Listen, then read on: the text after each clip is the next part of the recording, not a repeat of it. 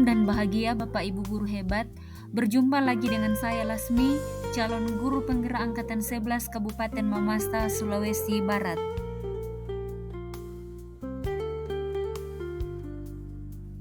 Dalam video ini, saya akan memaparkan aksi nyata yang sudah saya lakukan terkait penerapan filosofi pendidikan Ki Hajar Dewantara sesuai dengan modul 1.1. Perasaan saya setelah mengikuti pendidikan guru penggerak dan mempelajari modul 1.1 tentang filosofi pendidikan menurut Ki Hajar Dewantara adalah saya merasa bahwa pendidikan dan pembelajaran yang saya lakukan selama ini hanya berpusat pada guru, di mana guru lebih banyak menjelaskan di depan dan guru yang mengambil keputusan apa yang harus dilakukan murid, sementara murid hanya duduk diam mendengarkan dan melakukan instruksi guru.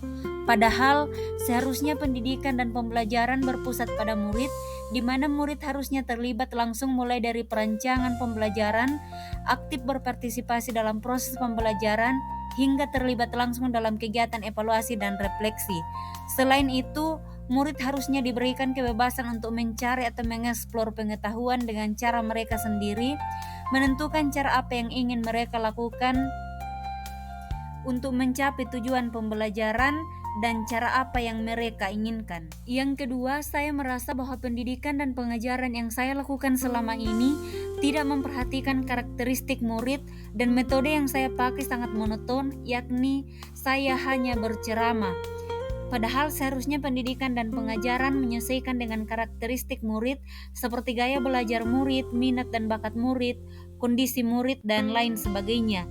Dan karena karakteristik murid berbeda-beda, maka seharusnya metode pembelajaran pun dilakukan bervariasi tergantung karakteristik individual murid. Yang ketiga, saya merasa bahwa pendidikan dan pengajaran yang saya lakukan selama ini tidak memperhatikan karakter budaya, di mana saya memaksakan murid untuk selalu memakai bahasa Indonesia dalam pembelajaran karena saya berpikir bahasa Indonesia adalah bahasa formal. Padahal seharusnya pendidikan itu berakar pada kebudayaan sendiri, artinya dalam pembelajaran pun murid bebas memakai identitas bahasa mereka sendiri pada waktu dan tempat yang tepat. Selain itu, saat saya mengangkat contoh kontekstual dalam pembelajaran, biasanya saya mengangkat contoh kontekstual berdasarkan situasi di luar daerah murid saya berada. Padahal seharusnya contoh kontekstual yang diangkat berdasarkan kondisi di daerah di mana murid berada. Saya merasa bahwa pendidikan dan pengajaran yang saya lakukan selama ini kegiatannya hanya berpusat di dalam kelas. Padahal seharusnya pendidikan dan pengajaran memanfaatkan semua situasi, kondisi, dan tempat sebagai tempat belajar.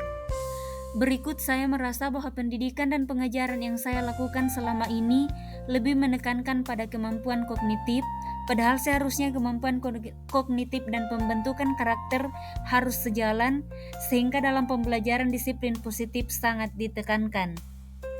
Kemudian setelah mempelajari modul 1.1 mengenai pemikiran Ki Hajar Dewantara tentang pendidikan, saya memetik banyak sekali makna atau pelajaran di dalamnya terkait peran saya sebagai seorang guru. Berdasarkan makna yang saya petik dari pemikiran Ki Hajar Dewantara tentang pendidikan, akhirnya saya memperbaiki pembelajaran yang telah saya lakukan selama ini. Makna yang saya petik pertama, berdasarkan modul 1.1, saya kemudian menyadarinya bahwa peran guru dalam pendidikan dan pengajaran adalah menuntun bukan mendikte. Karena itu agar guru mampu menuntun, maka guru harus sesuai dengan semboyan Ki Hajar Dewantara, yakni mampu menjadi teladan baik, mampu membangkitkan motivasi dan inspirasi, serta mendorong murid agar mengikuti contoh teladan baik yang telah dilakukan. Yang kedua, dari modul 1.1, saya juga belajar bahwa guru harus menuntun murid sesuai kodrat alam dan kodrat zaman dengan tidak melupakan karakter budaya. Ini merubah pola pikir saya sehingga saya kemudian merubah rancangan pembelajaran dan pendidikan yang saya pakai selama ini sehingga menjadi rancangan pembelajaran dan pendidikan yang memperhatikan kodrat alam dan kodrat zaman serta karakter budaya. Yang ketiga, dari modul 1.1 saya juga belajar bahwa pembelajaran harus berpusat pada murid. Ini juga merubah pola pikir saya sehingga saya kemudian merancang pembelajaran dan pendidikan dengan memperhatikan karakteristik murid. Dan yang keempat, dari modul 1.1 Saya juga belajar bahwa pembentukan karakter sangat dibutuhkan dalam pengajaran dan pendidikan, sehingga saya merubah cara pandang saya selama ini yang lebih menekankan pada kemampuan kognitif menjadi pembelajaran yang kemampuan kognitif dan pembentukan karakter berjalan seimbang. Berdasarkan pengalaman belajar yang telah saya dapatkan, lalu kemudian saya membuat beberapa catatan praktik baik yang ingin saya terapkan setelah mempelajari modul 1.1. Yang pertama, saya ingin mengubah metode pembelajaran yang sebelumnya berpusat pada guru menjadi berpusat pada murid dengan mengutamakan keterlibatan murid secara aktif berpartisipasi dalam pembelajaran, kolaboratif, meningkatkan kemandirian murid, kreativitas, bernalar kritis, dan mengajarkan murid untuk selalu bertanggung jawab penuh dalam segala tugas dan tanggung jawabnya. Yang kedua, saya ingin mengubah rancangan pembelajaran yang sebelumnya tidak memperhatikan kodrat alam, kodrat zaman, dan karakteristik murid menjadi rancangan pembelajaran yang sesuai dengan kodrat alam, kodrat zaman, dan sesuai dengan karakteristik murid, sehingga metode pembelajaran lebih bervariasi tergantung individual murid. Yang ketiga, saya ingin mengubah pembelajaran saya yang sebelumnya tidak memperhatikan karakter budaya menjadi pembelajaran yang berakar pada karakter budaya sendiri. Seperti pemakaian bahasa daerah, saya harus mampu menempatkannya dalam pembelajaran dan contoh kontekstual yang diangkat dari daerah asal. Yang keempat, saya ingin mengubah pembelajaran saya yang sebelumnya kegiatannya hanya berada di dalam kelas menjadi kegiatan pembelajaran yang memanfaatkan semua sumber daya sebagai tempat belajar, misalnya memanfaatkan alam, masyarakat, dan sebagainya. Yang kelima, saya ingin mengubah metode pembelajaran saya yang sebelumnya hanya fokus pada kemampuan kognitif menjadi pembelajaran yang menekankan pada kemampuan kognitif dan pembentukan karakter dan berjalan seimbang. Langkah-langkah praktik baik atau aksi nyata yang telah saya lakukan. Pertama, perencanaan. Dalam perencanaan, saya berdiskusi dengan atasan dan rekan sejawat terkait praktik baik atau aksi nyata yang hendak saya lakukan. Yang kedua, identifikasi karakteristik murid. Dalam hal ini, saya melakukan asesmen awal untuk melihat gaya belajar, minat dan bakat murid, serta asesmen kognitif murid. Yang ketiga, merancang pembelajaran yang sesuai hasil asesmen murid. Langkah yang keempat adalah pelaksanaan rancangan pembelajaran. Dalam pelaksanaan pembelajaran, hal yang diperhatikan dan dilakukan adalah pertama, pembelajaran berpusat pada murid, guru hanya menuntun. Yang kedua, guru menuntun murid sesuai kodrat alam, nampak dari pemanfaatan lingkungan sebagai tempat belajar.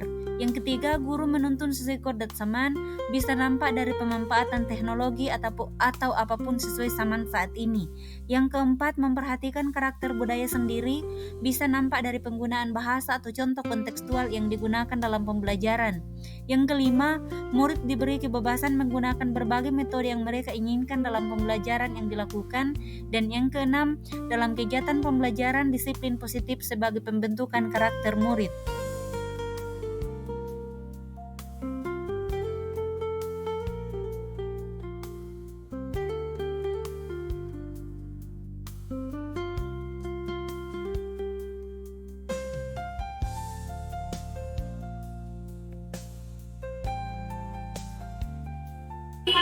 Dalam pelaksanaan pembelajaran diawali dengan kegiatan penguatan karakter, yakni pertama berdoa yang kami lakukan secara bersama-sama dalam satu sekolah pada kegiatan apel pagi dan apel pulang sekolah. Kemudian mengucapkan salam untuk menguatkan karakter komunikatif, saling menghormati, sopan santun, kerjasama dan kekeluargaan, dan mengecek kehadiran untuk penguatan karakter disiplin. Kemudian ada ice breaking untuk memberikan semangat sebelum memulai pelajaran. Dalam pelaksanaan pembelajaran diawali dengan kegiatan penguatan karakter, yakni pertama berdoa yang kami lakukan secara bersama-sama dalam satu sekolah pada kegiatan apel pagi dan apel pulang sekolah. Kemudian mengucapkan salam untuk menguatkan karakter komunikatif, saling menghormati, sopan santun, kerjasama dan kekeluargaan, dan mengecek kehadiran untuk penguatan karakter disiplin. Kemudian ada ice breaking untuk memberikan semangat sebelum memulai pelajaran. Dalam pelaksanaan pembelajaran diawali dengan kegiatan penguatan karakter, yakni pertama berdoa yang kami lakukan secara bersama-sama dalam satu sekolah pada kegiatan apel pagi dan apel pulang sekolah. Kemudian mengucapkan salam untuk menguatkan karakter komunikatif, saling menghormati, sopan santun, kerjasama, dan kekeluargaan, dan mengecek kehadiran untuk penguatan karakter disiplin. Kemudian ada ice breaking untuk memberikan semangat sebelum memulai pelajaran.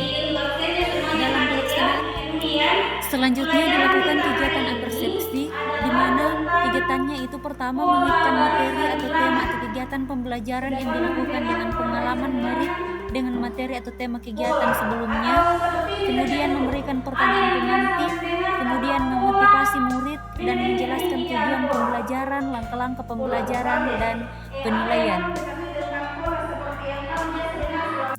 Selanjutnya dilakukan kegiatan apersepsi, di mana kegiatannya itu pertama mengaitkan materi atau tema atau kegiatan pembelajaran yang dilakukan dengan pengalaman murid dengan materi atau tema kegiatan sebelumnya, kemudian memberikan pertanyaan pemantik, kemudian memotivasi murid dan menjelaskan tujuan pembelajaran, langkah-langkah pembelajaran, dan penilaian.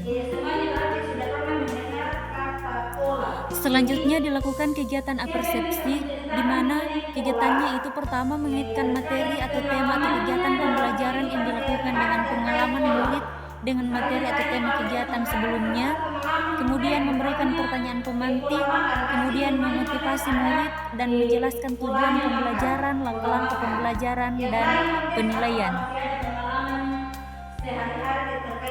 Selanjutnya dilakukan kegiatan apersepsi, di mana kegiatannya itu pertama mengaitkan materi atau tema atau kegiatan pembelajaran yang dilakukan dengan pengalaman murid dengan materi atau tema kegiatan sebelumnya, kemudian memberikan pertanyaan pemantik, kemudian memotivasi murid dan menjelaskan tujuan pembelajaran, langkah-langkah pembelajaran, dan penilaian.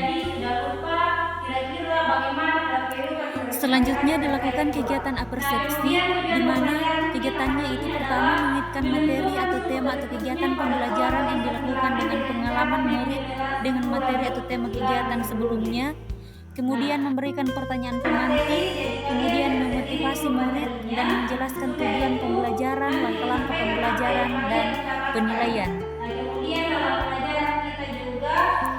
Selanjutnya dilakukan kegiatan apersepsi, di mana kegiatannya itu pertama mengaitkan materi atau tema atau kegiatan pembelajaran yang dilakukan dengan pengalaman murid dengan materi atau tema kegiatan sebelumnya, kemudian memberikan pertanyaan pemantik, kemudian memotivasi murid dan menjelaskan tujuan pembelajaran, langkah-langkah pembelajaran, dan penilaian. Selanjutnya dilakukan kegiatan apersepsi, di mana kegiatannya itu pertama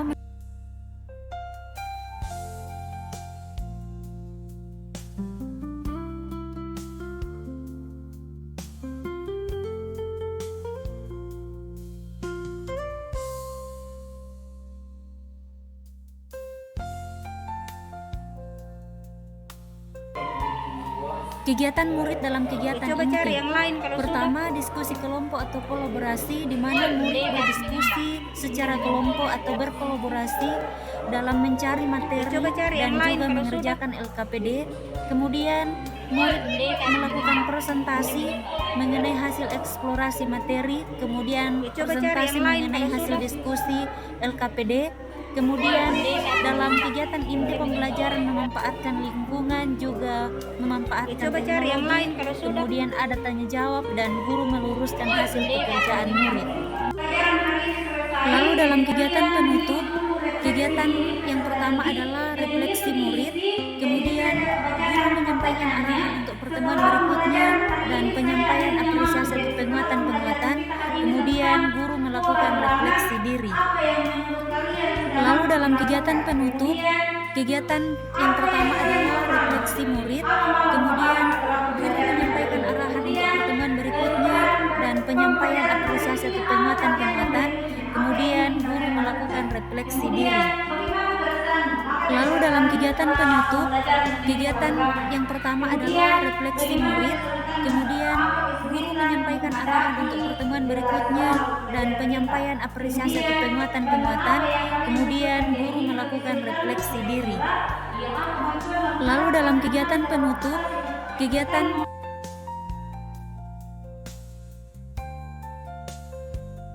Assalamualaikum warahmatullahi wabarakatuh. Saya Muhammad Dalis, salah satu guru SMPN 1 Malangka.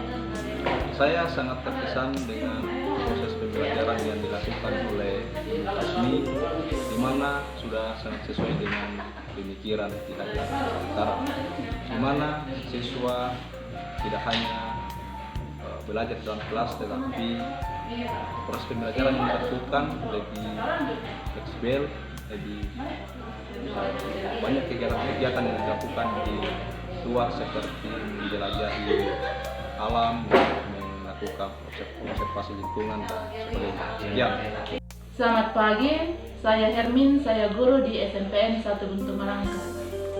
Saya sangat tertarik dengan metode pembelajaran yang dilakukan oleh Ibu Guru Lasmi, di mana ia menerapkan pemikiran Ki Hajar Dewantara, di mana pembelajaran ini memberikan ruang yang seluas-luasnya bagi siswa agar mereka dapat berpartisipasi aktif dalam pembelajaran. Jadi pembelajaran yang dilakukan Ibu Lasmi ini betul-betul berpusat kepada peserta didik.